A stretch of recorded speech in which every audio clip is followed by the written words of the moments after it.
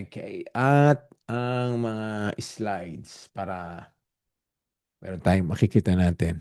So, bagamat may mga slides po tayo, lagi nating ini-encourage sa mga isa na katabi nyo ang mga Bibles ninyo para buksan, para abang ang pinapag-aralan natin ay nabubuksan nyo at na-check nyo ang inyong mga Biblia, kahit anong translation, English, Tagalog o ano pa mang iba.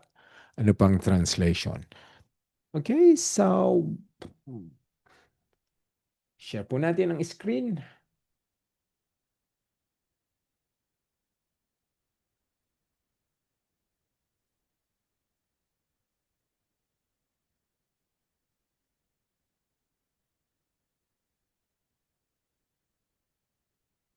Dali lang po.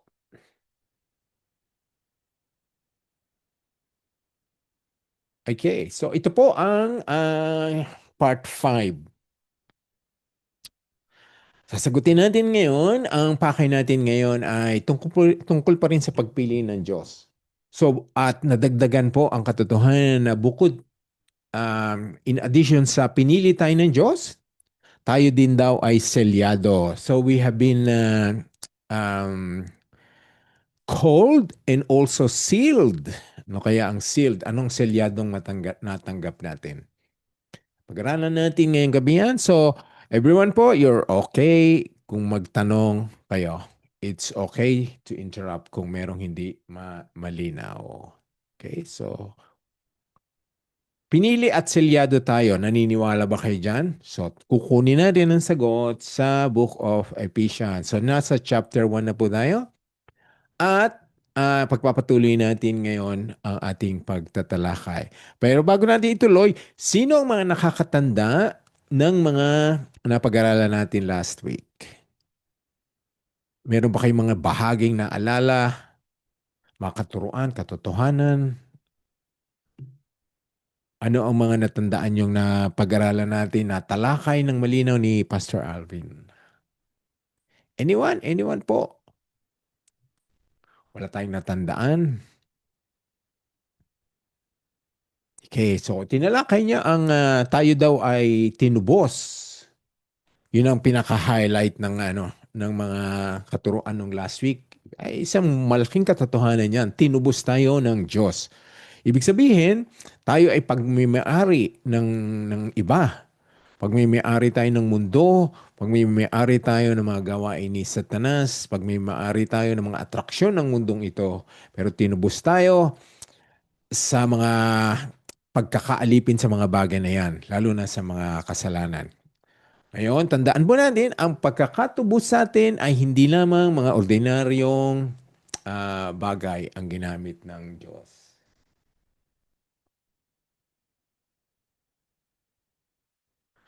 Tinubos tayo ng dugo. Yun ang pinakamabigat po, dugo ni Jesus. Ibig sabihin, ang buhay niya, dumanak ang dugo. Siya ay namatay para sa atin, para magkaroon tayo ng kalayaan. So ang lahat po na nangyari sa buhay natin ay salamat sa pamagitan ni Kristo, ang mga ginawa niya sa atin. Maging ang pagpili ng Diyos ay ginawa niya sa pamamagitan ni Kristo. So lahat po tayo ay tinawag at tayo ay dumaan sa proseso na inihayag natin ang ating pananampalataya kay Kristo. Okay, so yan po sana ay magtumimo sa ating isipan, tinubos tayo at pinili ng Diyos at pagkatapos selyado tayo. So buksan po natin sa Ephesians from verse 11 na tayo. Dito na tayo, verse 11. Sandali lang po. Ayusin natin natin. Verse 11. Okay, basahin natin ng buo at everyone ay sana sumabay din ng pagbasa sa kanilang mga Biblia. Ginagawa ng Diyos ang lahat ng bagay ayon sa plano niya at kalooban. At ayon nga sa plano niya, nung una pa, pinili niya kami para maging kanya sa pamamagitan ng pakikipag-isa kay Kristo. Ginawa niya ito para kaming mga naunang sumampalataya kay Kristo ay magbigay puri sa Kanya. Kayo man ay napabilang na kay Kristo nang marinig ninyo ang katotohanan, ang magandang balita kung paano kayo maliligtas. Sa pagsampalataya ninyo sa Kanya, ibinigay niya ang banal na Espiritu na Kanyang ipinangako bilang tanda ng pagmamay-ari na niya kayo. Ang banal na Espiritu, ang katibayan na matatanggap natin mula sa Diyos ang ipinangako niya sa atin bilang mga anak niya hanggang sa matanggap natin ang lubos na kaligtasan. At dahil dito, papupurihan siya. Ang ganda nito. Verse 11 to 14, 3 verses. 4 verses. Okay? So himayin natin, kagaya ng ating ginagawa, hinihimayin natin ang lahat ng bahagi ng ating pong binasa ngayong gabi. So sa 11 tayo. Ang ganda ng sinabi, ginagawa ng Diyos ang lahat ng bagay. So lahat ng nangyayari sa buhay nyo, na ituro na natin, na ipaliwanag na natin, kontrolado ng Diyos ang lahat ng bahagi, lahat ng nangyayari sa buhay natin. Yes, that is the truth. Yan ang itinuturo ng Biblia. Kontrolado ng Diyos. Ang Diyos ay Diyos. Siya ay naghahari. Kontrolado niya ang lahat ng bagay. Kasi hindi na siya Diyos kung hindi niya kayang kontrolin ang lahat ng bagay. Kahit napakaliit na pangyayari. Okay? So, ngayon, maraming nagtanong naman sa inyo, kung ginagawa ng Diyos ang lahat ng bagay ayon sa plano niya, paano naman yung kamatayan, yung mga sakit, yung mga krimen, yung mga malalagim, mga masasakit na nangyayari sa atin? Kahit mga mananampalataya ay dumadaan sa bagyo, pagsubok, mga paghihirap. Okay? So, kontrolado ng Diyos yan at meron naman siyang pinapahintulot na mangyari kahit mahapdi, kahit masakit. Again, dahil sa plano niya. Minsan hindi natin maiintindihan, hindi natin maunamaan agad. Nagtatanong tayo, bakit pinahintulot ng Diyos to? Again po, merong plano siya, merong purpose ang lahat ng nangyayari sa buhay natin. Yes, kamatayan, sakit, hapdi, problema. Yan po ay may purpose ang Panginoon. Hindi natin kagad maiintindihan, pero merong kadahilanan. Okay? So kaya niyang puksain ang lahat ng sakit, kaya niyang pagalingin ang lahat ng tao, ihinto ang lahat ng krimen, lahat ng kasamaan. Yes, kaya niya. Pero, again, uulitin po natin, meron siyang pinapahintulot para maganap ang kanyang plano, ang kanyang kalooban. Ito, ang maganda nga, itong sinasabi ng verse 11, ginagawa ng Diyos ang lahat ng bagay ayon sa plano niya at kalooban. Okay? Plano, meron na siyang plano at meron pang kalooban. God has a plan and I will. Meron siyang gustong mangyari. At ayon nga sa plano niya noong una pa ay pinili niya kami. Ito, ang nagsasalita si Pablo. So sinabi niya ang nangyari sa kanila. Una naman talaga silang pinili ang mga Hudyo. Sabi niya, pinili niya kami para maging tanyag o para maging popular, para maging bida, para maging pinuno. Hindi, ang sabi, pinili niya kami para maging Kanya. So, God has, ganun din po ang nangyari sa atin. Kung pinili tayo ng Diyos, tinawag tayo ng Diyos upang tayo maalis sa tanikala ng kasalanan, attraction ng mundong ito, mga pleasures, para ang Diyos na ang magmay-ari sa atin. Mabigat yan. Mabigat na maganda. Mabigat kasi siya nang may-ari sa atin, ibig sabihin lahat ng inuutos niya ay yun ang ating susundin. Kasi may-ari, siya ang may-ari sa atin.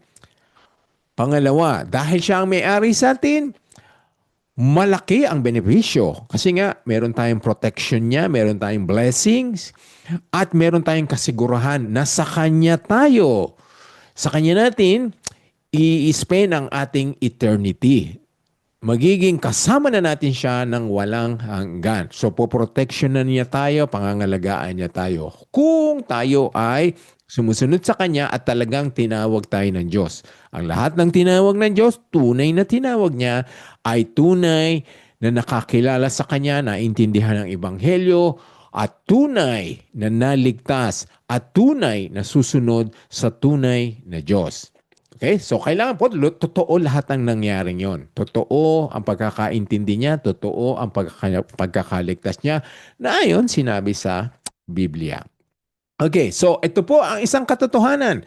Kung kayo ay born again, mananampalataya, naniniwala kay Kristo, may relasyon kay Jesus, siya ang inyong Panginoon at tagapagligtas, then you are no longer owned by this world. Wala na kayong ibang master, pinagsisilbihan, kundi ang Diyos. Bakit? Ang linaw po ng sinabi. Pinili niya kami para maging Kanya.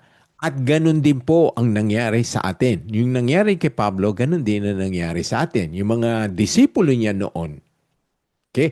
So he was only speaking to himself, but he's also telling us sa pamamagitan ng mga babasahin natin na exactly ganun din ang nangyari sa atin. Nauna lamang sila. Okay? Saan tayo pinili ng Diyos? Unang-una, ito po, ang linaw po ng verse 11. Maging Kanya, so God owns us. Siya nang may-ari sa atin. Sa pamamagitan ng pakikipag-isa kay Kristo. So it's nothing po, nothing na kabutihan, kagalingan, kamanghaan na ginawa natin kung bakit niya tayo pinili o naging sa Kanya tayo. Hindi dahil doon, kung hindi sa pamamagitan ni Kristo.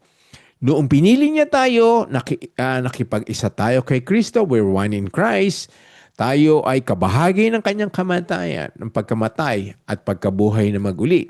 Ibig sabihin, tayo din ay naging nalinis na, napatawad na. Tayo na ay kaaya-aya sa harap ng Panginoon. So we're righteous in the eyes of God. Again, it's because of Jesus Christ. Ang righteousness ni Jesus Christ, ang kabutihan niya ay ibinigay sa atin. Siya ang nakipaglaban, siya ang namatay, siya ang naghirap. Anong ginawa natin? Maniwala lamang. Ibinigay niya sa atin ang isang bagay na magdudulot sa atin ng kapatawaran at walang hanggang buhay sa presensya ng Panginoon. So nakita nyo yung kung paano kayo naging Kristiyano, ginawa ng Panginoon ng lahat ng paraan. So kung ang mga na born again na nandito sa Australia nangyari, naganap, ay ginawa ng Panginoon na makarating dito sa Australia o sa ibang bansa, o yun naman na born again sa Pilipinas, maaring na pinanganak kayo sa ibang lugar, tapos napunta sa Pampanga, o sa Manila, o sa iba't ibang dako dyan, sa ibang probinsya. Lahat ng paraan na yon ay ginawa ng Panginoon, pinagduktong-duktong niya ang circumstances ng buhay natin para doon niya itinalaga na doon ka makakakilala, doon ka makakadinig ng Ebanghelyo, doon ka maboborn again. Kung saan itinalaga ng Diyos. Okay? So hindi pare-pareho ang nangyari sa atin, iba't ibang lugar, pero ginawa ng Panginoon ang lahat. Sinasabi dito, ayon sa kanyang plano upang mapili, upang tawagin niya tayo. At pag tinawag tayo, tayo po ay magre-respond.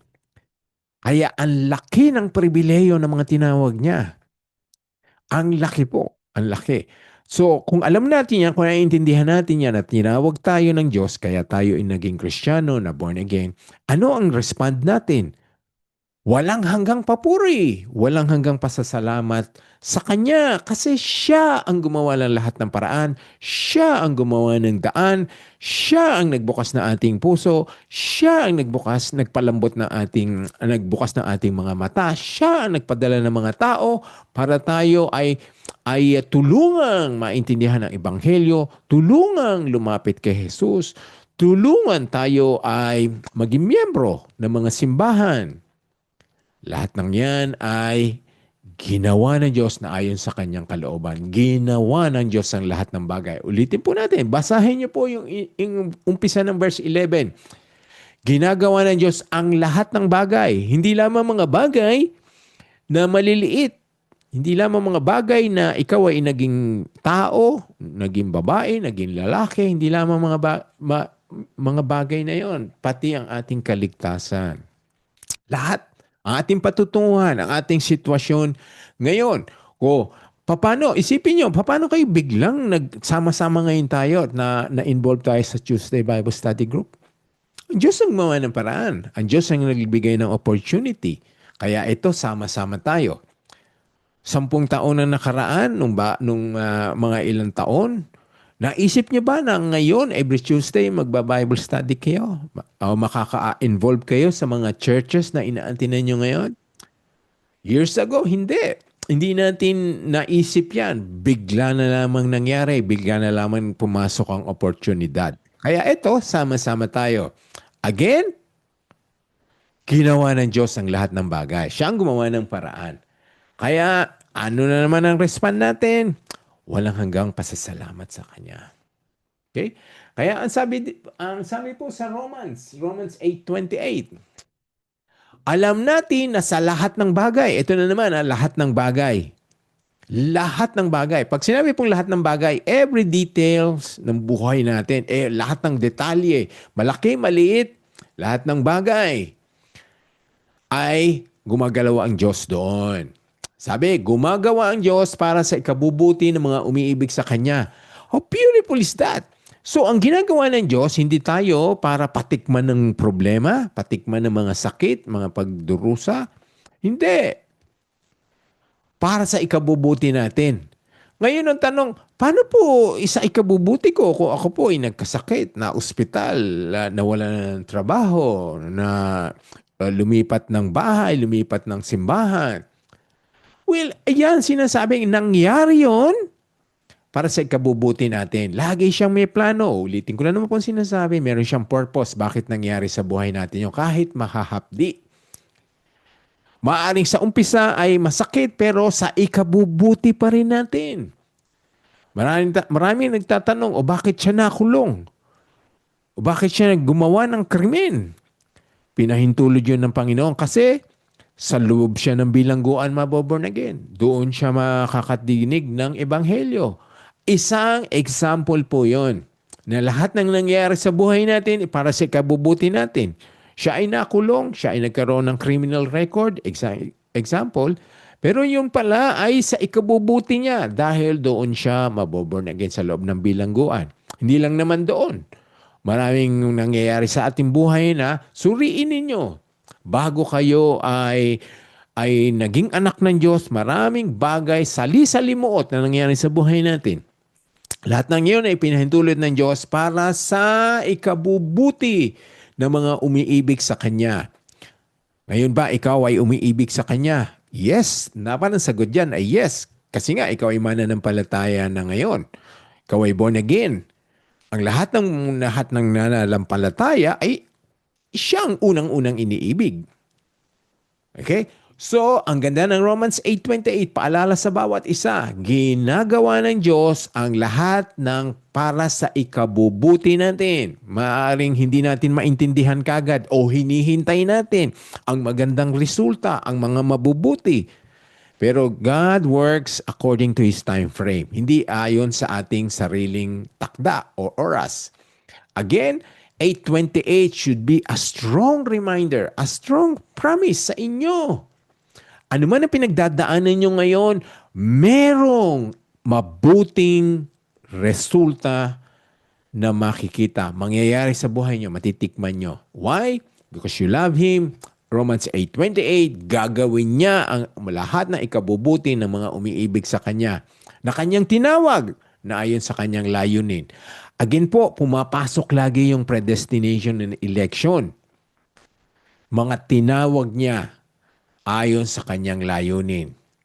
Kaya lahat tayo ay malaki ang ating gratitude sa Panginoon sa lahat ng ginawa niya para sa atin. Romans 8:28. Okay, that should be a reminder sa lahat ng dumadaan ng kahirapan ngayon, kung ano man ang pinagdaraanan, bagyo, ano mang hapdi na nangyayari, remember po, Romans 8:28, maaaring panandalian yan o mangyayari yan, pinahintulot ng Panginoon. Ang resulta niyan, para sa kabubuti mo, kabubuti natin. At ang huli ay para siya ay mapurihan. Okay? So He'll be glorified in all the things na nangyayari sa buhay natin. Romans 11:36, ganun din po. Ang ganda ng pangako. Buksan natin. Romans 11:36. Sabi, sapagkat ang lahat ng bagay ay nanggaling sa Kanya. Again, lahat ng bagay ginagawa niya para sa kabubuti natin. Lahat ng bagay ginawa niya according to His plan. Ito, lahat ng bagay ay nanggaling sa Kanya. Hindi, meron pa bang lilinaw dyan? Lahat ng meron tayo ngayon, trabaho, sasakyan, pamilya, relasyon, ministry, simbahan, nanggaling sa Kanya. Dahil yun ay pinahintulot niya mangyari sa atin para sa ikabubuti natin. So ano man meron tayo ngayon, negosyo, pinagkakakitaan, mga bagay na nag-enjoy tayo sa buhay natin, ang sabi, 11:36, basahin natin. Lahat ng bagay nanggagaling sa Kanya at nilikha ang mga ito sa pamamagitan niya at para sa Kanya. So, kung nilikha tayo ng Diyos,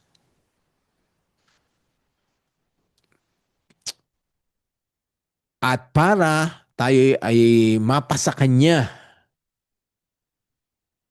lahat ng binigay niya sa atin ay galing sa Kanya. Okay, so walang hanggang papuri talaga sa Kanya, walang hanggang pasasalamat sa Kanya.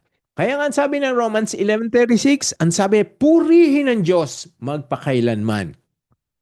Anong sabi? Purihin ng Diyos hanggang maganda ang buhay mo, maganda ang sitwasyon mo. Hindi. Purihin ng Diyos magpakailanman.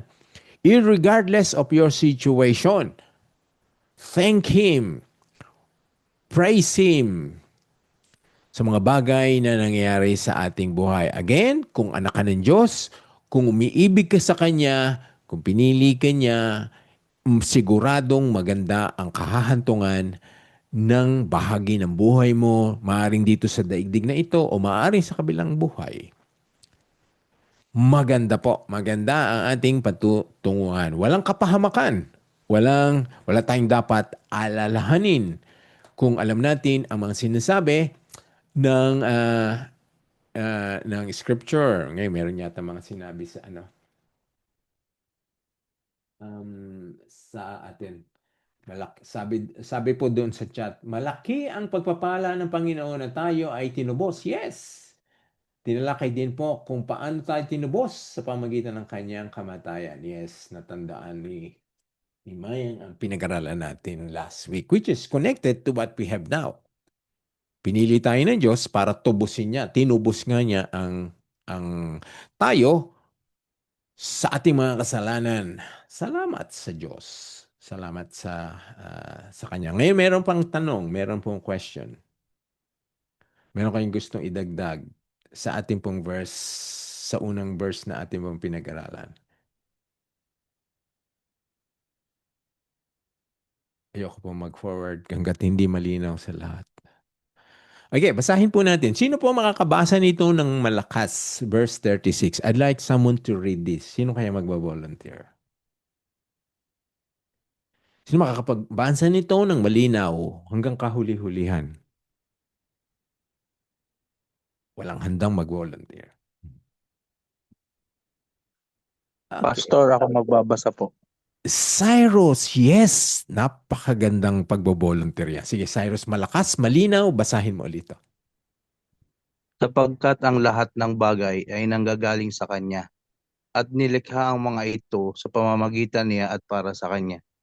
Purihin ang Diyos magpakailanman. Amen. Yes!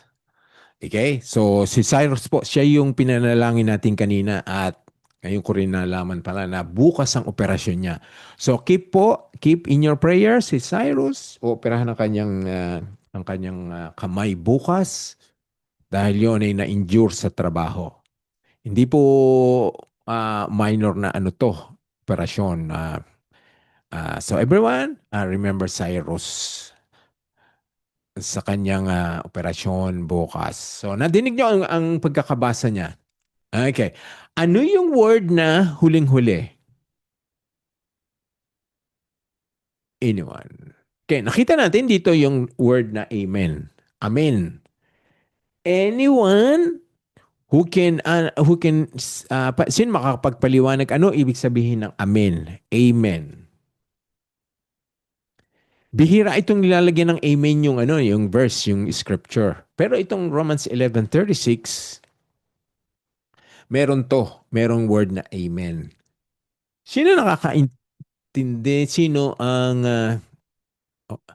merong kaalaman ano ba ang ibig sabihin ng amen? Okay, this word is amen. So, I'd like to pause for a while kasi meron akong papaliwanag sa inyo na kailangan nating iwasto ang ating pagkakaintindi sa word na amen. So, maaaring hindi ito ang subject natin ngayong gabi pero I'd like to spend a short moments for everyone to understand amen. Okay? Kailangan naintindihan ng bawat isa ang amen. Okay, so hindi ko pwedeng iwasan ang mga bagay na kailangang ipaliwanag kahit hindi ito ang topic ngayong gabi. So I'd like everyone to listen carefully sa aking sasabihin. Importante po ito. Importante ang salitang ang aking ipapaliwanag sa inyong gabi. Meron po tayong mensahe ngayon ang amen po ay pagsasabi so be it. Tama yung sinabi ni Maya. Yun po ang ibig sabihin. So, linawin po natin ano ibig sabihin ng amen. Bakit po importante na ipaliwanag ko sa inyo? Sapagkat ang amen po ay isa sa word na ah, hindi nagagamit ng tama, naaabuso, hindi nabibigyan ng tamang kahulugan, o binibigkas ng wala sa saloobin. Okay? So kailangan natin iwasto ito. So kung ang mga bagay na ito po ay hindi natin iwawasto kung mayroong pagkakataon, hindi po ako tunay na mga ngaral. Kung pinalagpas ko ang pagkakataon para iwasto sa mga bagay na nangyayari sa ating mga Kristiyano, ang ano po nito, ang matindi, ang mga nangyayari to among Christians. Okay? Amen. What is amen? Importante po na malaman natin ang ibig sabihin nito. So, tignan niyo po ako na isang ama na nagsasalita sa inyo dahil I need to make some corrections. Okay? So, ang isa pong mga ngaral, isa pang namumuno ng simbahan ay kailangan iwasto kung ano ang dapat iwasto. So, hindi po lahat ng winawasto natin ay yun lamang mga inuutos, mga laws ng Biblia. Minsan po kailangan nating iwasto ang pag-uugali, ang temper, ang emotions, maging ang pagkilos natin, mga pananamit, mga bagay na hindi tama, mga pag-uugali, mga bisyo, mga experiences, lahat po ng areas ng buhay na yan, kung kailangan iwasto, ay kailangan iwasto natin. Kasi kung pababayaan natin yan, maaaring yan ay hindi magdulot ng hindi maganda at nagagaya. Yan po ang ano kasi ito, nagagaya natin. We pick up things kahit mali, kahit inappropriate. We tend to copy, we tend to say, we tend to memorize. Yun na lang, kasi sinabi, ginawa, binanggit. Ang tendency po kasi ng mga Kristiyano ay kinokopya na lang natin, sinasabi natin. Kasi sinabi ni ganon, sinabi ni pastor, sinabi ni kuya, sinabi ng ganon. Kaya akala natin tama, pero meron po. Kailangan natin magwasto sa ito. Ngayon, intindihin nating maigi, itong bagay na ito, lilis lang tayo sandali. Okay, so paliwanag ko po sa inyo, bakit importante ito? Okay, saan ba nanggaling ang word na amen? The word amen is often used at the end of prayers and hymns. And it means, so be it. So tama si Mayang. Or truly. It is a declaration of affirmation found in the Bible and is used to express agreement with what has been said. For example, yung binasa natin, Romans 11:36, ang sabi, it is written, for from Him and through Him and for Him are all things. To Him be the glory forever. Amen. So itinalaga po na nandoon yan. Karuktong yan ng versikulong yon sa Romans. Okay? This signifies the speaker's agreement and affirmation of God's glory and sovereignty. So doon po sa verse na yon, ang mga kaya nandun po ang amen, pinapatunayan, nag-agree doon po sa kaluwalhatian ng Diyos at ang kanyang kapangyarihan, sovereignty. So we say amen to that. So ang mga scripture po na nasa Biblia, so it's safe. It's safe na mag-amen tayo kasi nga, kaya nga itinalaga na nasa Biblia yan kasi pinapaniwalaan natin lahat ng bahagi na yon ay salita ng Panginoon. Ang salita ng Panginoon ay lahat ay katotohanan. Lahat ay patungkol sa mga bagay na gusto niyang malaman natin. So, it's good to say amen kahit hindi po nakaduktong yan. Pero ito, pinapaalala sa atin. Okay, basahin po natin ang guidance sa Tagalog para mas maging malinaw sa lahat at maiwasto ang ating ginagawa na maaaring hindi angkop sa atin pagka sinasabi natin ang amen nang hindi natin naintindihan ang kahulugan. Ang sabi, ang salitang amen ay madalas ginagamit sa dulo ng mga panalangin at himno at ito ay nangangahulugang mangyari nawa or totoo. Ito ay isang pahayag ng pagsang-ayon na matatagpuan sa Biblia. Okay, so yung mga dineclare ng Bible, which are scriptures, so it's appropriate to say amen to that. Kung halimbawa, binanggit ng isa, maaaring after that, pwede nating sabihin, amen. Bibigyan natin halimbawa, someone just recited John 3:16, for God so loved the world that He gave His begotten Son. After that, we can say, amen. Dahil naniniwala tayo na yon ay pagkilos ng Panginoon, ganun ang gagawin niya, ganun ang plano niya. Ito ay isang pahayag ng pagsang-ayon na matatagpuan sa Biblia. Okay, at ginagamit upang ipahayag ang pagsang-ayon sa sinabi. Pag-aralan po natin maigit, kailangan malaman natin yung bang sinasabing yun ay dapat gawin natin o tanggapin natin ang katotohanan. Okay? Kung alam natin yun, then we can say amen. Okay? Kailangan po malaman natin ang pinapag-amen nyo. Saan ba kayo sumasanghayon? Ano yung sinabi na sinasang-ayunan nyo? So again, pumapasok po ang importansya na nag-aaral tayo ng Biblia para alam natin kung anong sinabi, bagamat galing siya sa Biblia, ay sumasangayon tayo ng amen. Okay? Kailangan alam natin na naiintindihan natin. Okay? So, mga katotohanan galing sa Biblia na sinasabi sa ating paniwalaan natin o sundin. Halimbawa, sa 11:36, yun na nga, binasa natin kanina. Sa huli niyan, basahin natin po kasi appropriate na basahin natin Romans 11:36 which is we are now using an example. Sapagkat mula sa Kanya at sa pamamagitan niya at para sa Kanya ang lahat ng bagay. Sa Kanya ang kaluwalhatian magpakailanman. Amen. Ito ay nagpapahiwatig ng pagsang-ayon at pagpapatibay ng tagapagsalita sa kaluwalhatian at kapangyarihan ng Diyos. Yes, we agree to that. Pero saan ba nanggaling ang amen? Sahin natin sa English. Hebrew roots sa galing po sa Hebreo. Hindi po yan English, hindi nanggaling sa English o anumang lengguwahe o lahi. Ang original po ng amen ay galing sa Hebrews. So yung mga sumasampalataya nun sa Diyos, sila ang gumamit niyan. Hebrew roots. Amen comes from the Hebrew word, hindi ko ma-pronounce yun which means truth, certainty, faithfulness, or so be it. It's closely related to the Hebrew word emunah. Emunah. Kaya doon siguro ganun ang sound ng amen. Emunah. Meaning faith or trust. Saan ba ginamit yun? Ginamit po yun sa Biblia. Biblical usage. It appears frequently in the Hebrew Bible. Doon nagumpisa yan. As a response to blessing, oaths, affirmation of truth.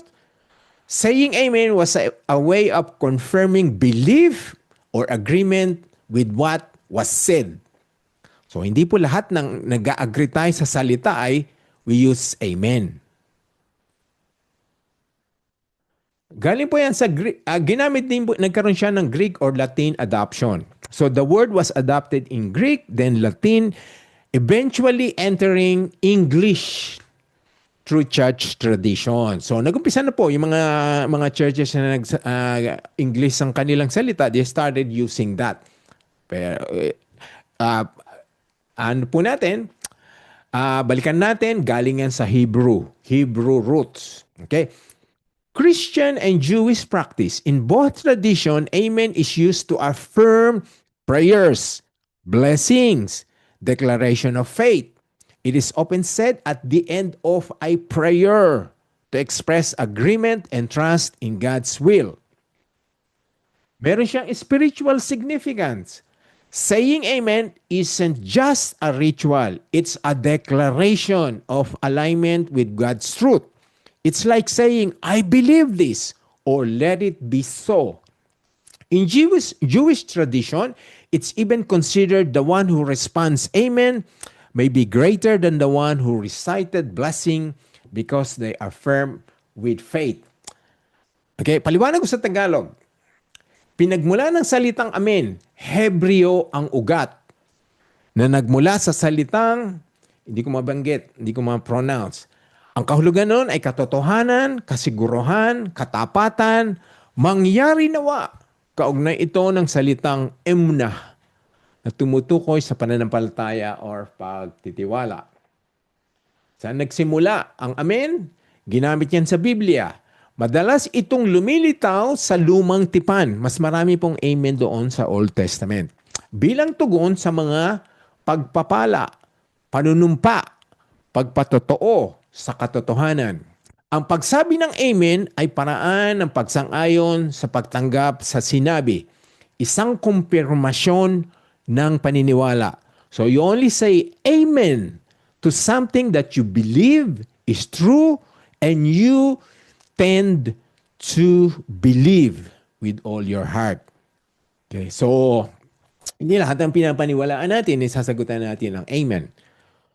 Okay, so nakikita niyo po ito, sabi gamit sa Biblia. So it's not for ordinary conversation. Hindi lahat ng kung gusto nating sagot ay oo, ang dapat nating sagot ay ginagamit na ngayon natin ay amen kasi nga Kristiyano na tayo, babasa tayo ng Biblia, o we may sound. Gusto nating maging, we may like to sound spiritual. Pero hindi po, hindi lahat ay pinagagamitan ng amen. Gamit sa Kristiyano at mga Hudyo. Sa parehong pananampalataya, ginagamit ang amen upang pagtibayin ang mga panalangin, pagpapala at pahayag ng pananampalataya. Karaniwan itong sinasambit sa dulo ng panalangin bilang tanda ng pagsang-ayon at pagtitiwala sa kalooban ng Diyos. Ang amen po ay hindi, ang ibig sabihin ay oo. Yung ordinaryo o common word na sinasabing oo. So hindi natin lahat ng katanungan pagsang-ayon sa mga nangyayari sa atin ay gagamitin natin ang amen. Hindi yun ang pwede nating paggamitan. Bibigyan ko kayo ng halimbawa. Kahit ba ang sa mga kinukwento natin ay tungkol sa mga makadiyos na bagay o mga tungkol sa pagbabago o mga patungkol sa Diyos, hindi rin po. Bibigyan kayo ng halimbawa. Sabihin nyo kung tama o mali kung ang dulo nito ay amen. Bibigyan ko kayo, halimbawa, example. Halimbawa, isabihin ko sa inyo, alam mo ba si brother o alam mo ba si kumpare ay hindi na umiinom at a-attend na siya ng Bible study? Marami ang sumasagot yan, Amen. Amen. Pero angkop ba? Hindi. Maring tama. Hindi na siya umiinom, a-attend siya ng Bible study. Nakakagalak, kakatuwang pakinggan. But it's still not safe, appropriate to say amen. Maaring sabihin natin, salamat, salamat, magandang balita yan. Imbis na amen. Parang we're already confirming something. Ano ba ang kinukonfirm mo? Na siya ay dating manginginom, siya ngayon ay hindi na umiinom, siya ay atin na ng Bible study. But what are you confirming? Is lahat ba ng sinabi niyo ay katotohanan? How can we be sure na talagang siya ay atin na ng Bible study? Na siya ay hindi na iinom? Example lang po yan. Binigyan ko kayo ng example.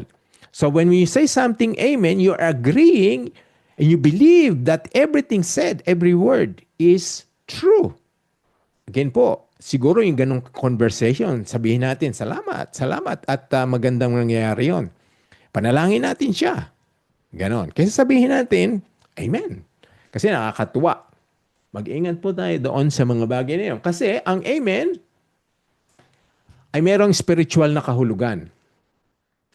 Ang amen ay hindi lamang isang ritual. Ito ay isang deklarasyon ng pagkakahanay sa katotohanan ng Diyos. Okay? So, it's something true na sinabi ng Diyos or patungkol sa Diyos. Para bang sinasabi mong naniniwala ako rito or mangyari nawa. So, if I say, kung sinabi ko siguro na ang Diyos ay mapagpatawad, yun is, everyone could say amen. Kasi ang Diyos ay mapagpatawad. Ang Diyos ay mapagmahal. Ang Diyos ay mahabagin. Amen to that. Because it's something na nakahanay sa katotohanan na sinabi ng Diyos or patungkol sa Diyos. Meron pong spiritual kahulugan. So we cannot use that for everyday conversation. Instead of saying oo o ibang paraan, we tend to use that. Mag-ingat po tayo. So that's why I'm making correction. I'm not saying I'm perfect. But it is something na napapansin ko na nangyayari sa mga kapatiran. Okay? I'm not addressing one or two. Ito po ay madalas nangyayari. At madalas po, ang nangyayari nito, mas marami pong kasing Pilipino ang gumagamit nito. Karamihan nagiging common word ang amen. It's not. May spiritual meaning ang amen. And it's always attached to the truth about God, who He is, o lahat ng sinabi niya. Then we can say amen. Okay? Ito ay naging tradisyon ng mga Hudyo. Kasi sila nga, sa kanila ibinigay, binahagi ang mga salita ng Diyos. Sila ang nagturo, sila ang humayo. Sa kulturang Hudyo, ang amen ay hindi lamang pagsang-ayon. Ito ay isang pagpapahayag ng pananampalataya. So you have to believe, may attach na faith doon. Kaugnay ito ng salitang emna. At ang pagsagot ng amen ay itinuturing na aktibong pagkikihalok sa pagpapala kahit hindi ikaw ang bumigkas nito sa mga tradisyon ng Hudyo. Ngayon, yung mga churches at the beginning, maingat po sila sa paggamit nito. Bakit tayo mga contemporary Christians ay binabaliwala natin yan? We use that commonly without understanding the meaning. Sabi po ng Biblia, mananagot tayo sa lahat ng salita nating lumabas sa ating bibig na walang kabuluhan. It's amen, but if we say that without the true meaning from our heart, we're just saying that to agree to anything na nangyari na nadinig natin, then pinapaalala ko po sa inyo, maaaring hindi po appropriate ang inyong pagkakagamit. Tuloy natin. Sa mga simbahang Kristiyano, naging mahalagang bahagi ng liturhiya ang amen. Ginagamit sa pagtatapos ng panalangin, awitin, at sermon na tunay na ipinaliwanag at hinugot sa salita ng Diyos. Okay? So, hindi po lahat naman ng pinangaral ay nakakalungkot. Hindi lahat po ay talagang mga hinugot sa salita ng Diyos galing sa Biblia. Kung yun man ay sermon at alam mong hindi angkop sa salita ng Diyos, kahit po yun ang sermon, sinasabi dito, kung yun ay tunay na hinugot sa salita ng Diyos kahit sermon, then you're not supposed to say amen. You're agreeing to something that is not instructed by the scripture. Kahit ang nagsalita nun ay pastor o mangangaral. Isa itong salitang pangkomunidad. Ang sabi, binibigkas ng buong kongregasyon bilang tanda ng pagkakaisa sa paniniwala at pagtitiwala sa kalooban ng Diyos. Noong araw po, pagkatapos ng pagbasa ng scripture, all the congregation will say amen. Will respond amen. Ngayon, bihira na ang gumagawa niyan. Okay? Madalas ginagamit lang natin yan sa prayers, sumasagot ang congregation ng amen. So isa pong magandang paalala sa bawat isa, isang bagay na marami tayong na-pick up, marami tayong nadidinig na sinasabi, every second word is amen o lahat ng tanong ay amen ang sagot, kahit ba makadiyos ang dating, ang mensahe, hindi po. Lahat ng katotohanan, lahat ng nahahanay sa salita ng Diyos. Okay.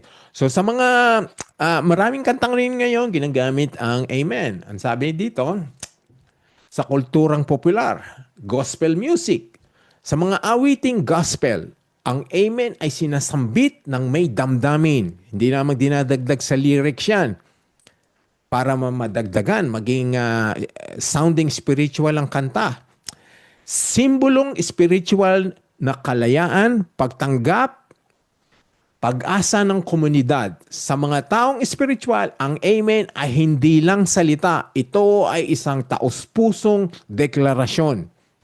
Are you declaring something to what was said? And that is from your heart. Or you just want to agree? Again, may I remind everyone, it's not yun po ay imbis na oo, ang ginagamit natin ngayon ay amen. Agreeing to something. It's a respond. Meron pong mahalagang merong mabigat na simbolo ang kahulugan ng amen. Basahin natin. Spiritual na mabigat at simbolismo. Sa tradisyon ng mga sinaunang mananampalataya, may paniniwala na ang taong sumagot ng amen o amen ay pinagtibay at sinang-ayunan ang mga salita, ang nagsalita. Okay? Sinang-ayunan daw, pinagtibay ang nagsalita na mas dakila kaysa sa kanya na bumikas ng pagsang-ayon. Ang tanong, sino ba ang mas dakila sa atin? They're not our church leaders. They're not our the pastors. Isa lang masasabi kong mas dakila sa atin.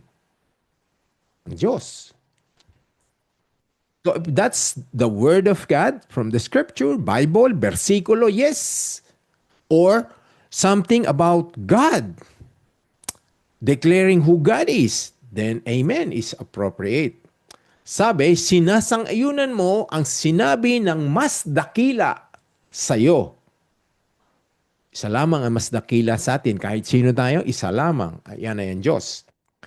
Basahin natin ang huli. Dahil pinagtitibay niya ito sa pamamagitan ng pananampalataya. So when you say the word amen, you believe that it will happen. You believe the truthfulness. You believe na totoo yun. Importante na alam natin ang salita ng Panginoon para alam natin kung yun ba ay salita ng Panginoon o hindi. Okay.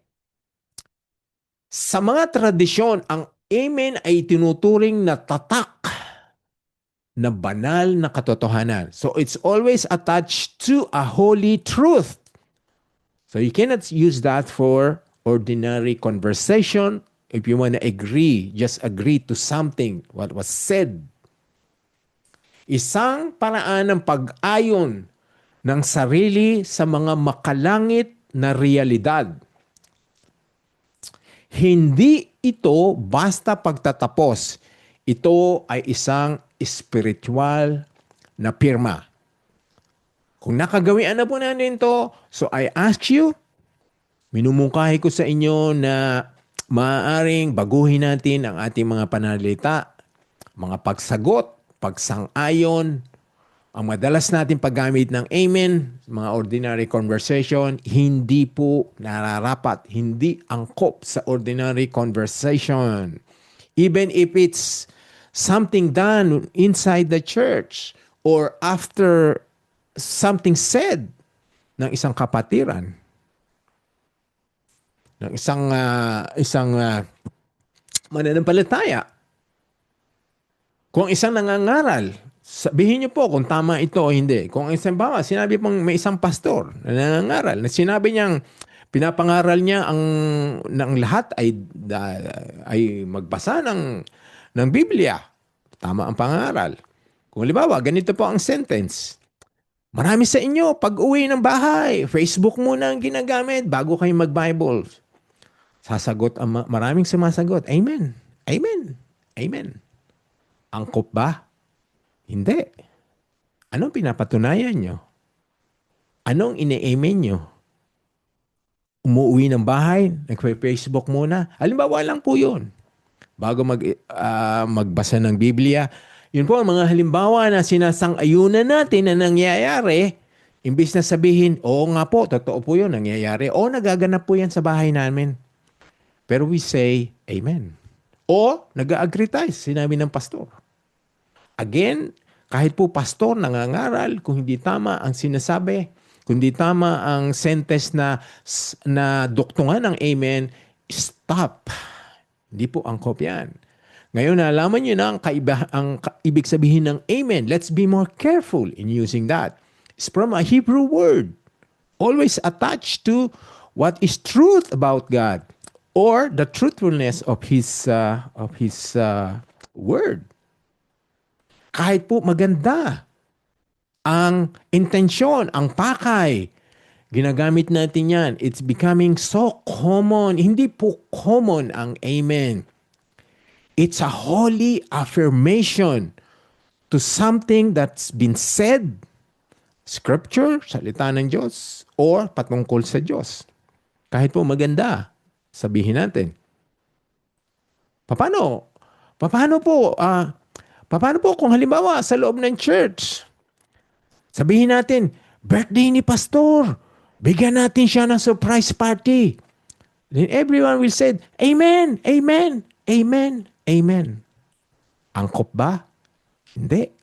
Kahit maganda ang intensyon, ang pakay, hindi po appropriate. Hindi na lang natin sabihin, yes, maggawa tayo ng yung surprise birthday party. Okay? Again po, ako'y nagpapaalala sa inyo dahil hindi ako perfect, but this is something po na nagiging common sa ating lengguwahe na tayo mga Kristiyano na ngayon. Kahit sa loob ng simbahan, during the service, after ng mga sinabi galing sa pulpito, mga normal conversation, pag-ingatan po natin. Ngayon naintindihan nyo na, nakita nyo na po ang ibig sabihin noon, ang original word noon. Okay? So, all truth about God, yes. Dapat alam natin kung ano ang lahat ng katotohanan tungkol sa Diyos. Siya ay makapangyarihan, siya ay nagpapagaling. Kung may nagsabi na, yes, we can say Amen. God is good. Amen. God is forgiving. Amen. Prayers, yes. Okay, kung ang prayer po ay tama, kung ang prayers ay angkop sa salita ng Panginoon. So, hindi po lahat ng prayers ay kailangan sabihin natin ng Amen. Ibigyan ko kayo ng halimbawa. Kung ang prayer ko ay, Lord, bigyan mo kami ng maraming church, ng generous giving. Sana po maraming magbigay para po kami ay makapagpatayo ng magandang building at para po kami maging tanyag dun sa lugar na yon, makilala, malagay namin yung magandang pangalan ng church. It's a prayer. But everyone would say Amen? Sa ganong pakay, sa ganong intensyon? Again, pakinggan nating maigi. tignan nyo mo, suriin yung maigi ang inyo pong sasagutan ng amen. Ang i-agree. Again, this is could be something that can be done after a praise report. Suriin din mo natin. Praise report. Ako po ay dating sugarol. Ako ay dating drug addict. Ako po ngayon ay Kristiyano na. Would everyone just quickly say, Amen? How do we know that he's a changed man? How do we know na siya ngayon ay talagang tumigil na doon sa mga bagay na yon? Why do we don't just, bakit hindi lang natin sabihin, salamat sa iyong pagbabago. Salamat. Pagpalain ka sa iyong pagbabago at gabayan ka ng Diyos. Imbis na sabihin natin, we agree because it's a praise reports done in the church. Ngayon, unawain niyo po ako, unawain niyo ako. I'm not restricting. It's not my intention why I'm teaching this now. I am explaining this to you to restrict the use of amen. No! I would like for you to use it more. Gamitin niyo pang lalo sa mga angkop na bagay, angkop na sinabi. Pangingatan po natin. So this is not, I'm not stopping anyone saying amen. Lalo pa nga po, kung tama ang paggagamitan, ang agreement ninyo, then yes, amen. Kahit sa mga panalangin. Again, I'm saying this because I don't want to pinapag-aralan natin, binabasa natin ng Biblia, natapat naman po dun sa Romans 11:36, may amen. That's why I had to stop. Let everyone know that it's something po na nagiging obserbasyon, na nagagamit niyang ang salitang yan, uncommon.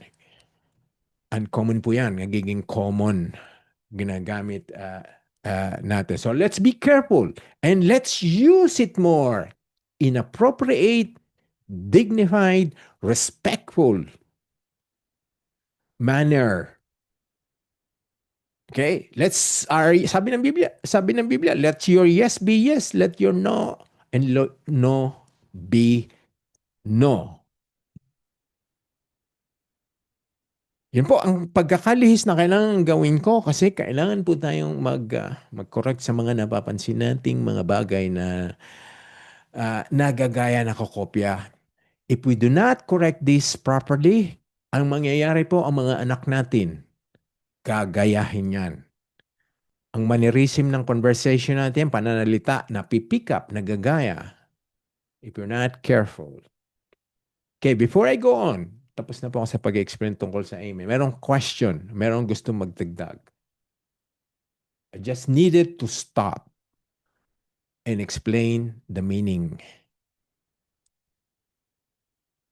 of something, of a word na meron po siyang spiritual symbolism. Yan po ay spiritual na pirma. Any question?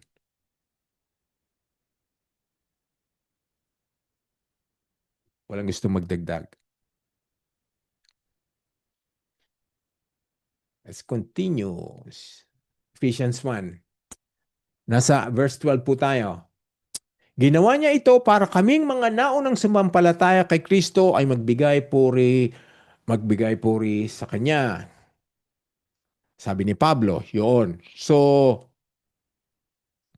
the reason why you have been elected, tinawag ng Panginoon, ay magpuri sa Kanya. So, the first na ginawa ng Panginoon sa atin, ginawa niya tayo, tinawag niya tayo para tayo maligtas. And what will be the end result? To give glory unto God, to give thanks unto Him. Okay. Meron akong question na I hope everyone will quickly participate and answer para maano natin to dito po sa ating pinapag-aralan sa Ephesians 1. Hope everyone can quickly participate. Meron akong question sa bawat isa. Ano ang makakatulong sa iyo para hindi makapagpatuloy sa kasalanan? Everyone should have sagot dito sa tanong na to. Anyone po? Sino ang makakapagbigay ng panukala, ng sagot? Ano sa palagay nyo makakatulong para hindi makapagpatuloy sa kasalanan? This is in relation po sa ating pinapag-aralan ngayong gabi. Anyone? Sagot po kayo. Kuya Jun, Brother Matt, sagot kayo. Share po kayo.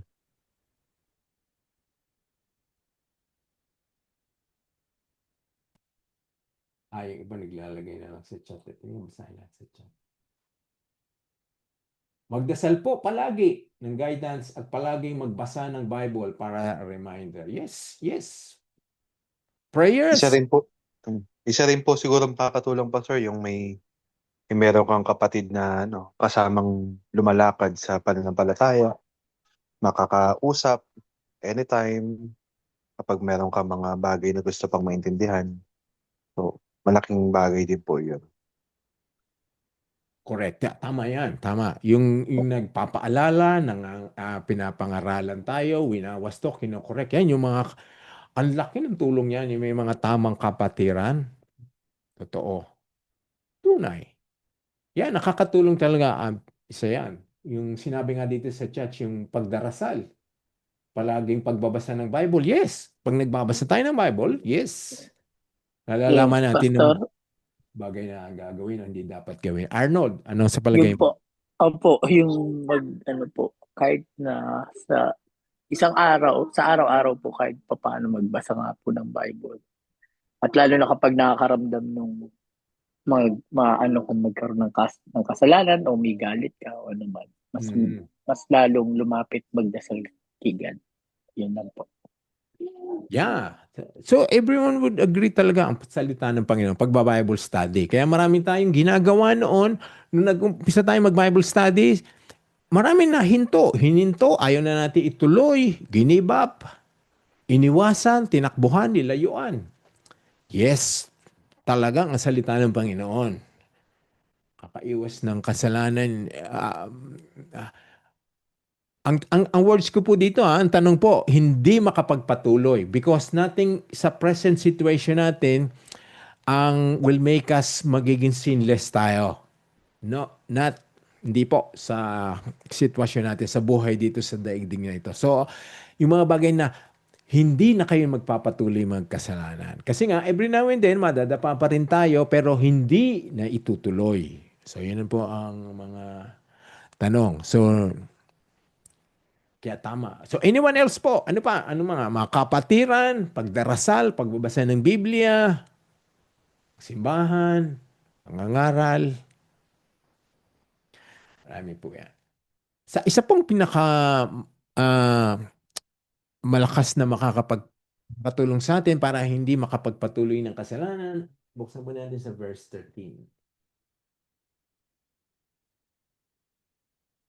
Sabi, kayo man ay napabilang na kay Kristo.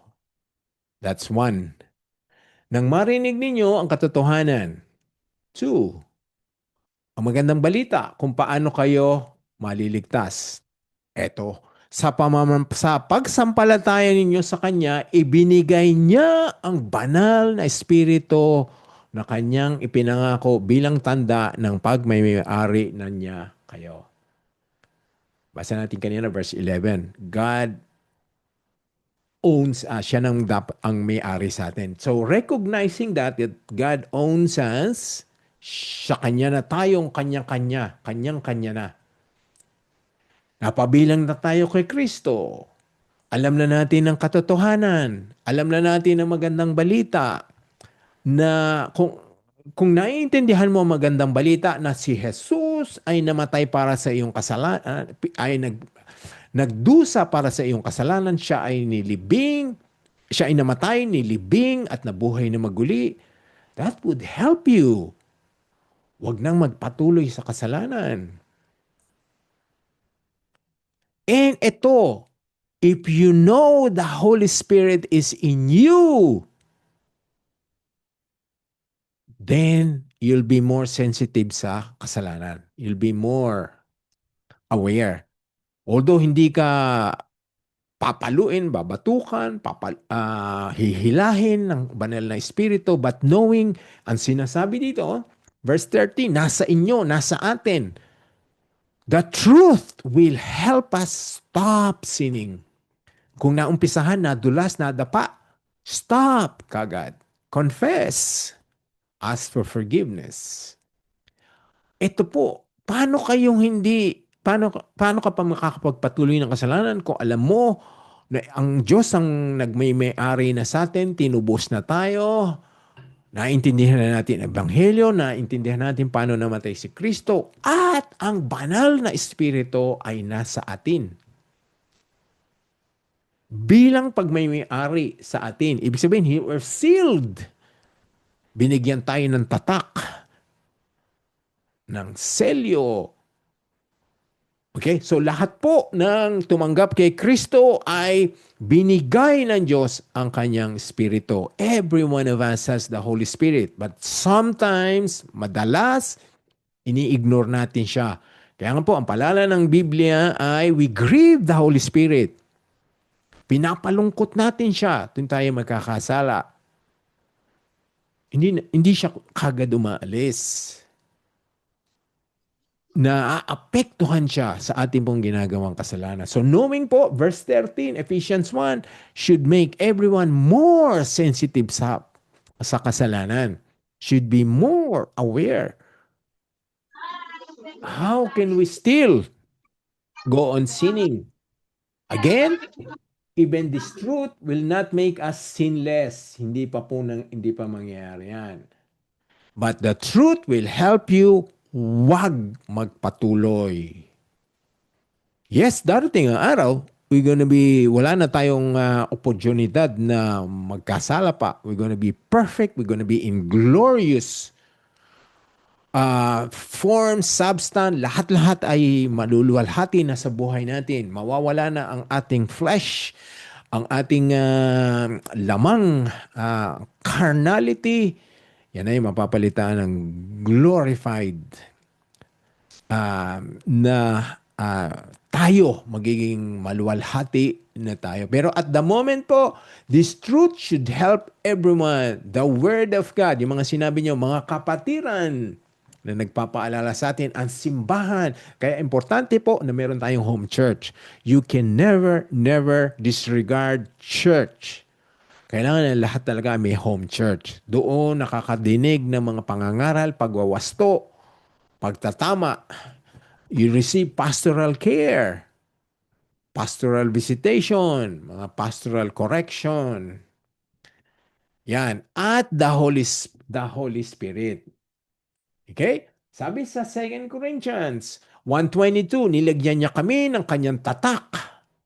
So, the Holy Spirit is in you and He you were marked, sealed. Binigyan tayo ng tatak, pinagkalooban ng kanyang spirito bilang patunay na tutuparin niya ang kanyang mga ipinangako. Pinangako ng Diyos na kung tunay kang nanampalataya kay Jesus, tunay kang naniwala kay Jesus, tunay kang ipinanganak na muli, tunay kang nalinis na ng Panginoon, itutuparin niya ang kanyang pangako, pangangalagaan ka. Di ka na mawawala. Kasi may tatak ka na eh. So, importante po na intindihan natin na ang Diyos ang may-ari sa atin. Yes, hindi lamang sa salita. Binigyan niya tayo ng tatak. We don't see it, we don't feel it, but it's the truth na kailangan paniwalaan ng bawat isa na nandito ngayon. You're sealed by the Holy Spirit. Ano pa ang hihigit doon? Tinatakang ka. Siya ang may-ari. Sa mga legal transaction po, yan ang sinasabi pagka may seal na, may pirma. Ibig sabihin, selyado, totoo, mangyayari sa legal. Lalo pa po ang spiritual na bagay na alam natin. Na tayo ay pag-aari ng Diyos, tinawag niya tayo. So, again po, paalala natin na sa atin ang Holy Spirit. But it doesn't mean na ikaw ay hindi na magkakasala. It's something that we have to recognize and admit. But, kahit madapa tayo, We need to repent, ask for forgiveness, change. Mag-iba kagad ang pananaw natin sa kasalanan na nagawa natin, ginawa natin. Dahil, ito ang totoo. Ephesians 4:30. Bagamat pupunta tayo noon siguro sa mga susunod na linggo, pero ito, buksan na natin ang Ephesians 4:30. Ephesians chapter 4, verse 30. Ang sabi, huwag ninyong saktan ang kalooban ng Espiritu Santo sapagkat siya ang tatak ng Diyos sa inyo at katibayan na kayo'y tutubusin pagdating ng takdang araw. So even though you're sealed, tinawag, pinili, nasa iyong Holy Spirit, you still have the opportunity na saktan ang kalooban ng Espiritu. Kailan? Saan? Paano paraan? Tuwing magkakasala. Tuwing susuwayin ang utos ng Diyos. Tuwing tatakbo palayo sa Diyos. Tuwing gagawa ng kasamaan. Ayan. So nasa atin siya, pero he can be grieved. Nasasaktan ng kalooban ng Espiritu Santo. All he can do is give you a soft whisper, soft reminder. Hindi kanya kagad yayan again. But God can do that. There are times po na ganun ang ginawa ng Panginoon. Pinatikim ng hapdi, ng tindi, ng pagdidisiplina para mahinto sa kasalanan. But this truth should be enough for us, a reminder. Huwag niyong saktan ang kalooban ng Espiritu Santo.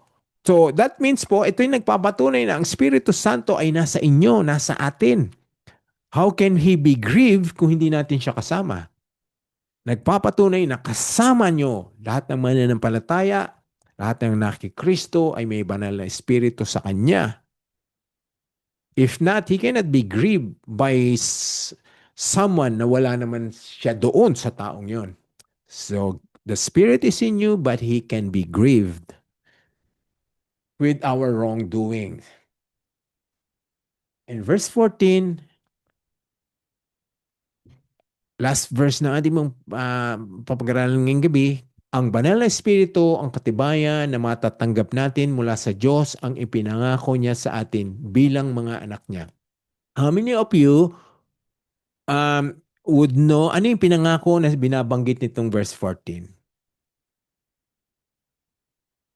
Ano yung sinasabing pinangako na matatanggap natin bilang mga anak niya?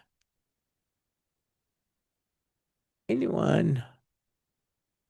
Ano yung tinuturo? Kaligtasan po. Kaligtasan. Yes. Kasi nga yung tanong, pag basahin mo lang, ituloy mo lang eh. Salamat, Pastor Alvin. Salamat, Lynn. Ayan, ang pinangako niya sa atin, ito yung hanggang sa matanggap natin ang lubos na kaligtasan. Ano ba ang lubos na kaligtasan? Are you half saved ngayon? Are you 50% saved ba lang ngayon? Iba sa inyo ba ay 20% saved? Or kalahati lang pagkakaligtas? Ano yung sinasabing matanggap na natin ang lubos na kaligtasan? Ano ba yung lubos? Akala ko po ligtas na ako ngayon at sigurado ang kaligtasan ko. Ano po yung sinasabi ng Ephesians 14 na hindi pa lubos? Darating pa pala yung lubos na kaligtasan ko. Ano po yan?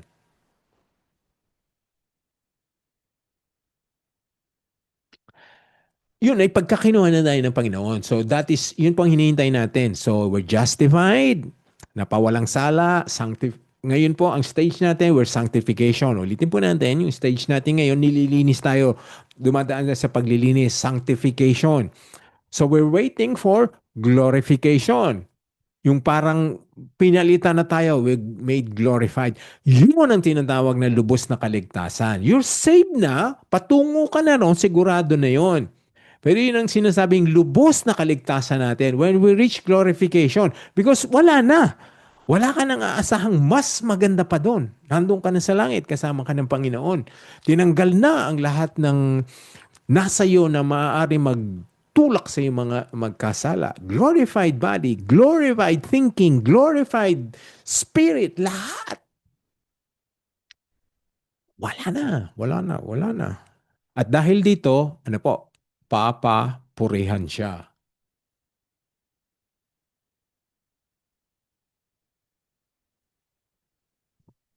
Okay, so kaya ang gandang linawin ng panghuli nating basahin ng Colossians 1:12.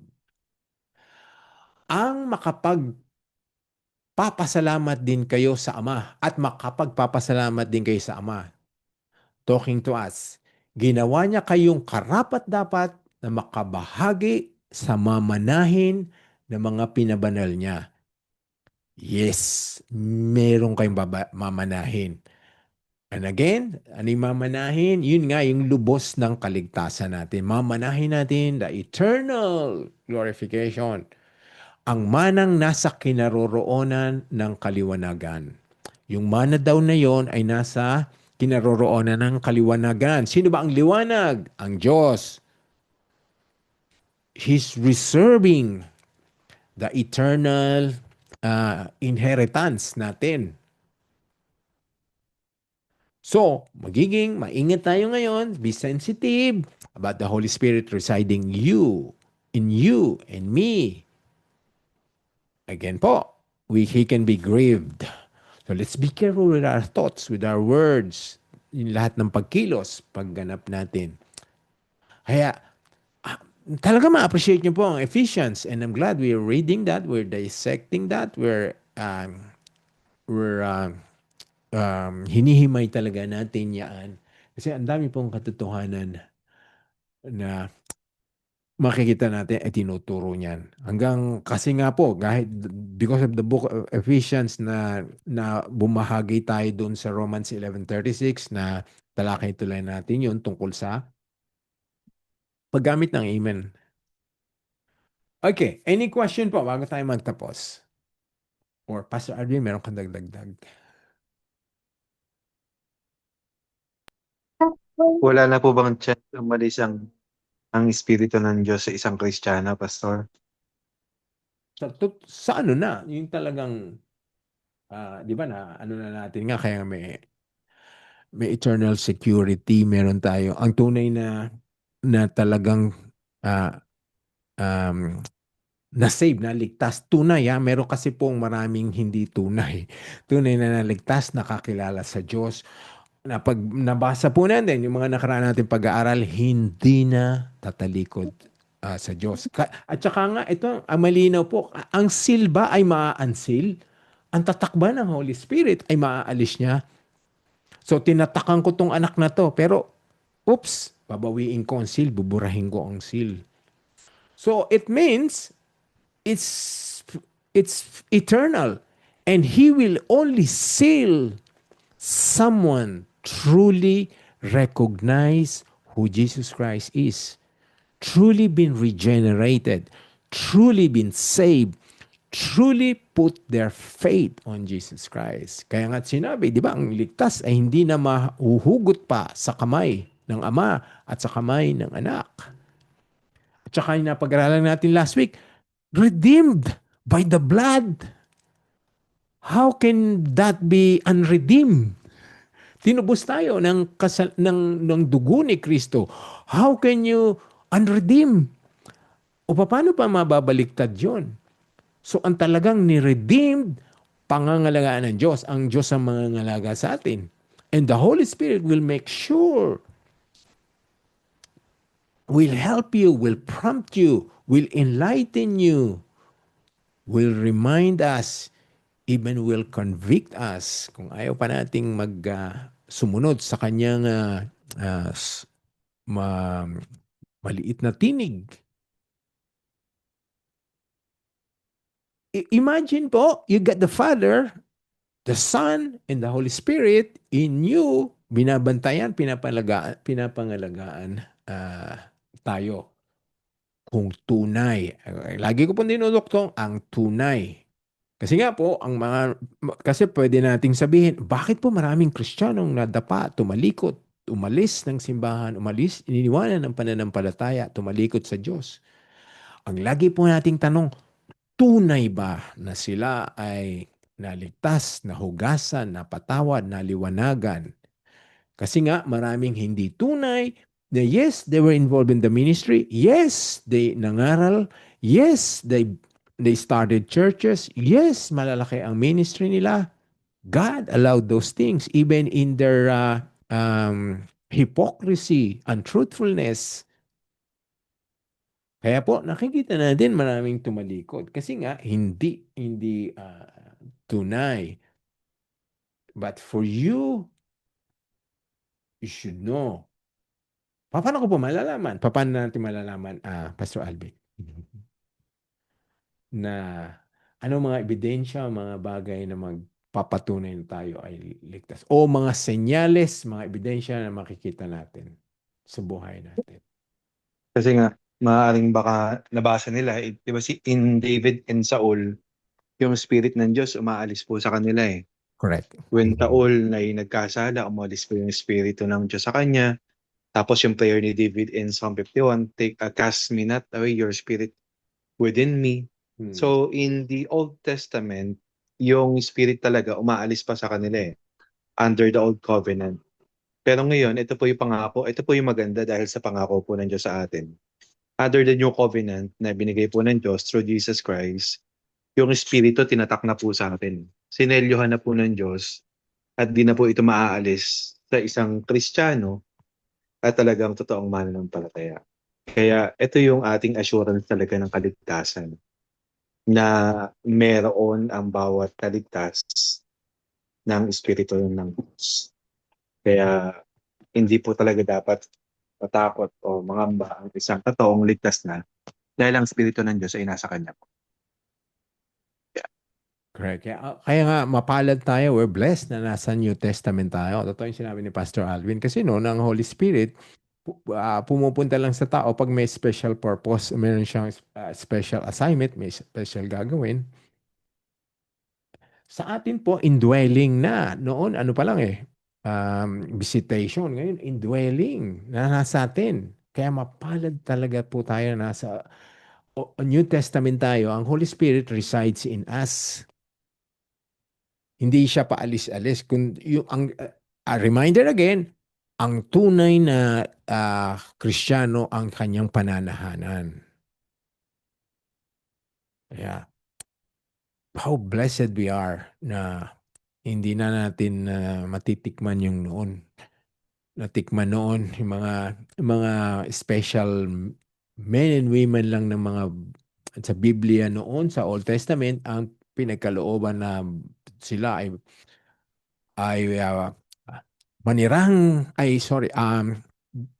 bahaginan at matikman nila ang banal na espiritu. But for us, we should be eternally and forever grateful because the Holy Spirit in us, you're sealed.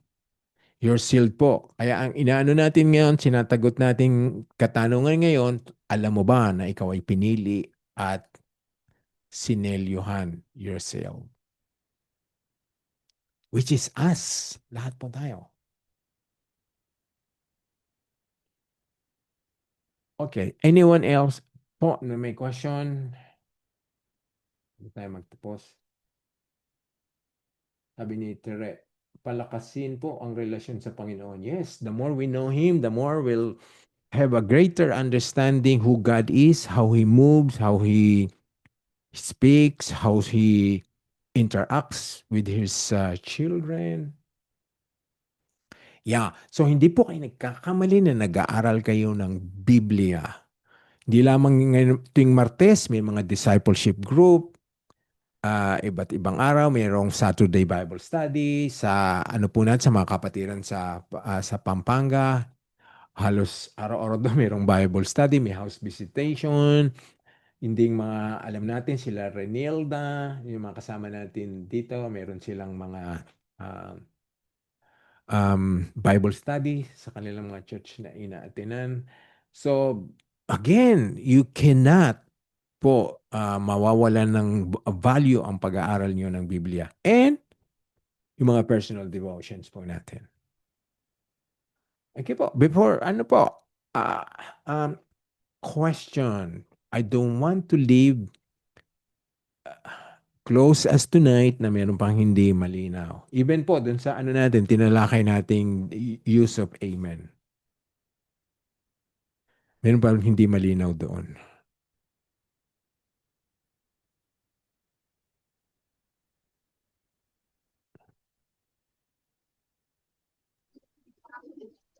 Hello, Pastor. June, yes, Kuya June. Yung tanong po kanina, gusto kong sumagot kanina pero hindi ako masyadong kuwan. Pero may idadagdag lang po ako doon sa kung paano tayo yung makakatulong sa kung paano tayo makakatulong. Ay kung ano ba yun yung tanong po kanina? Hindi na pa, ano yung para hindi na tayo makapagpatuloy sa kasalanan?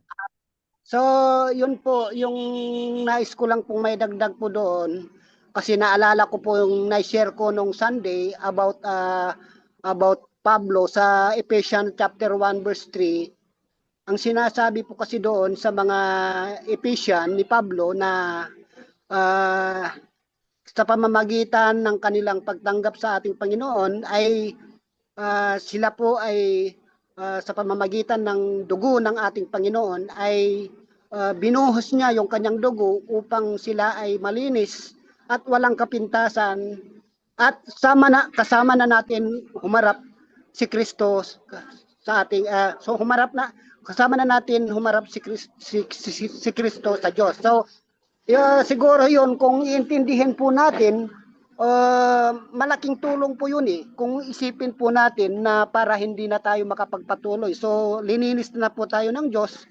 So ano pa pong dahilan para magpatuloy para babalik pa po tayo sa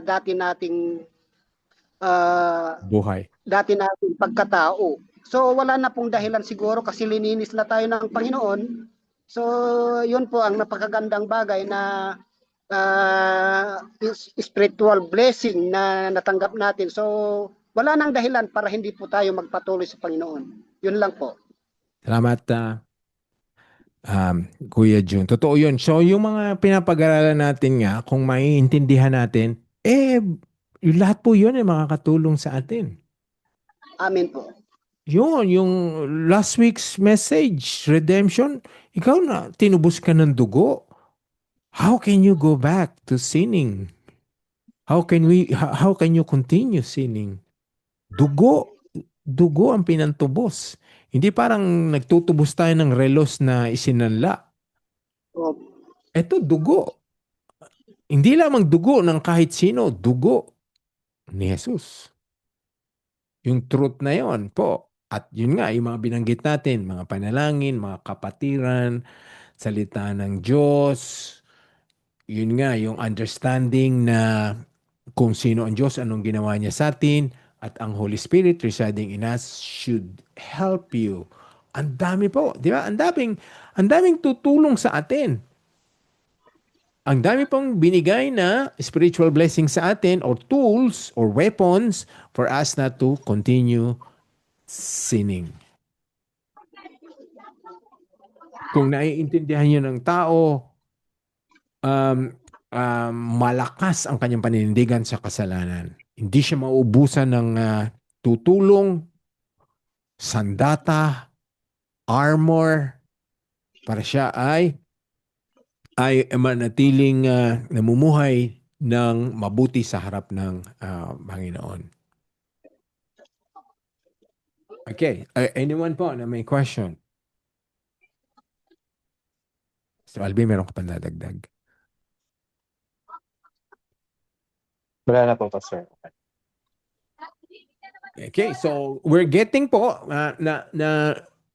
lumalalim at lalong lumalalim ay lalo po kayo nadadagdagan ng kaalaman para paano mamuhay ng tama sa harap ng Diyos. Okay. So, kung wala na pong question, let's close in prayer. Atcha.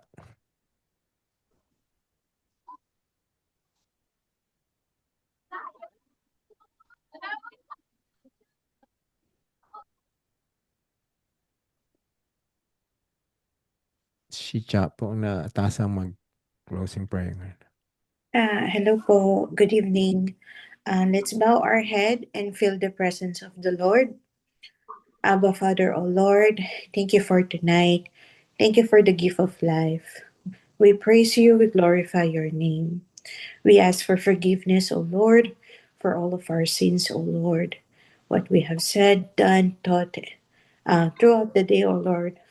Lord, we ask for forgiveness for this, and we ask, O Lord, that you give us, O Lord, a peace of mind, O Lord, protections, guidance, O Lord. We thank you, O Lord, for giving Pastor Noel to lead the Bible study tonight, O Lord. Bless him, O Lord. Provide his needs and his family, O Lord. And also the leaders, O Lord, of the OCC, O Lord. All of our brethren, O Lord, all over the world, O Lord, we ask for a divine protection for them and guidance, O Lord. Lord, we lift up everything to you, all of our needs, O Lord, financially, spiritually, physically, O Lord. You know our needs, O Lord. You know what in our hearts. And we ask this, O Lord, in the name of our Lord Jesus Christ. We ask, O Lord, that while we are here on earth, waiting for your call, O Lord, to lift up, O Lord, in the sky to meet you, O Lord, we are, O Lord, seeking, O Lord, your guidance and your love, O Lord, allowing us to obey with your words, O Lord, allowing us to reflect in our doings, O Lord, in our daily lives, O Lord, and use us mightily, O Lord, for your kingdom, O Lord.